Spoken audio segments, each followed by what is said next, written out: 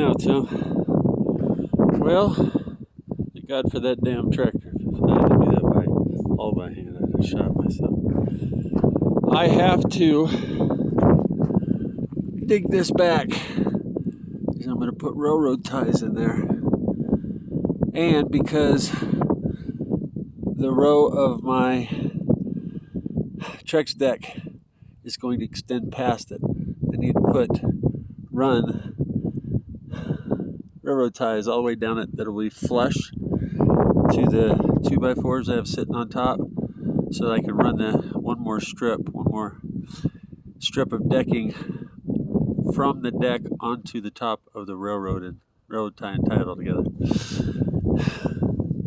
Good news. Excuse me. We have no leakage down inside the root cellar. That's a good thing. So I'm going to wrap this around the side here. Thank God for that pipe there, because I'm going to have some fun with that. But these are going to be the stairs. So you will see railroad ties running across there to that corner, then running all the way down that area where the water is, and then steps going across there. 1, 2, up into